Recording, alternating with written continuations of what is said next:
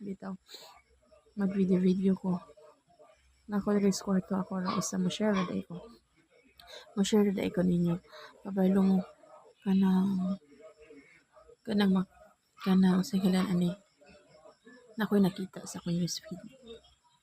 Dahil na-realize na ako ba nga katong gisulti ni Jen. Basta lantawan ninyo ang video ni Jen Barangan.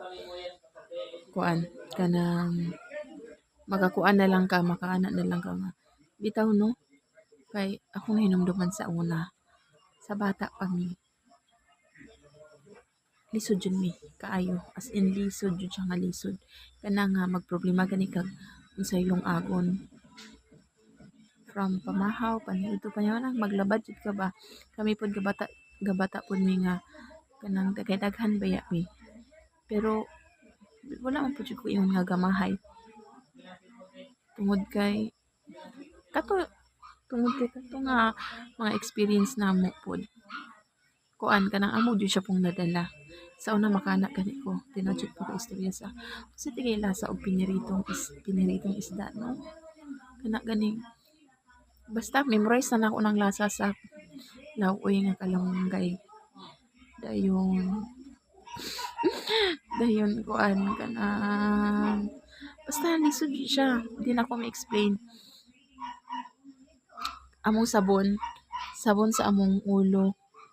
Maligo mi sa una is kanang sabon gani sa kanang sabon panlaba barita. So mao siya among gikan sa ulo abot sa lawas usahay gani kung wala. So maligo ra mi nga as in tubig ra. Ana siya kalisod. Kanang magunahon ako kanang di jud lalim. Nga makana ko nga ka nga unsa di kay ugma namo sa kay daghan jud mi karon mo na lisod Japon pero makana na lang ko nga salamat Lord, salamat kay kini nga kinabuhi na ana mo karon sa akong mga anak karon mo ni siya nga kinabuhi nga gipangandoy nako sa bata pa ko. Tinuod jud kanang never dili nimo ma-imagine kung siguro makaana ko kung akong mga anak makagi ato. Di ko sure kung kayaan nila. Wala dili man kwartahan, walay daghang kwarta. Sa pagkakaroon walay daghang kwarta. Pero makaingon ko wala galabad akong mga anak. Hala unsay mong kanon ugma. Hala.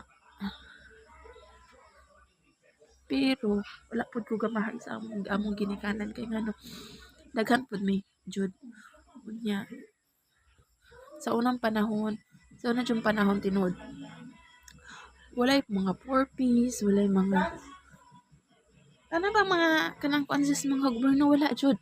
May namdam ko sa una NFA tag 18 pesos pa tong kilo. Basta muto yung nakakuan ako nga kinahanglan pag ako namutong mga experience na ako nga dili lalim. Muto yung mga experience na ako nga nakana ko nga pag na ako'y anak gusto na ako matagan sila ba o ganang kinabuhi nga kanang deserve nila. And thank you Lord kay kuan kanang ikaw lagian sa Ginoo pinagi sa paningkamot wala na nila na experience ang among giagian.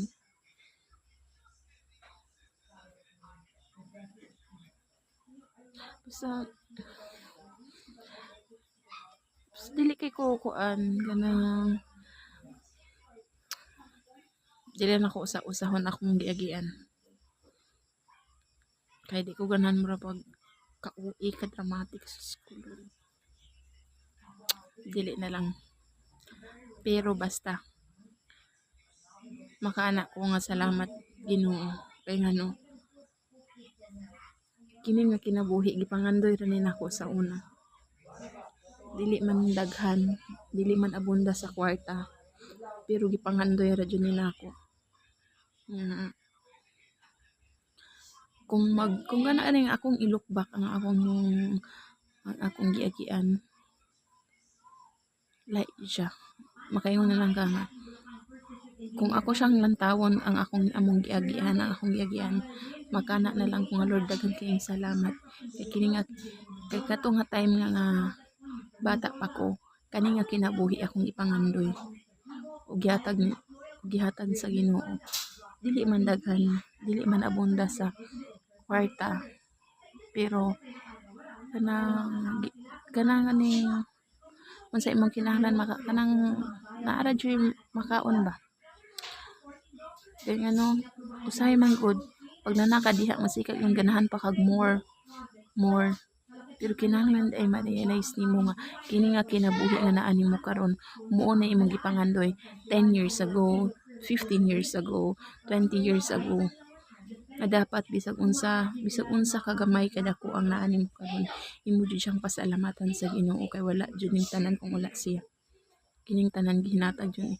Say makana ko kanang maka malipay ko kay naay panahon nga ma-realize kanang mo simba ka ma-realize nimo kanay mga naa jud mga wali sa pari nga kana bang hit jud nato maigo jud ta makana ta bitaw no kay usay makaingon mata nga dili ganahan pa kag more pa jud, pero dapat jud ma-realize nimo everyday, ma-realize nimo nga kani nga time kani karon nga sitwasyon nimo gipangandoy ra ni nimo sa una. So mao ra to siya. Thank you, bye.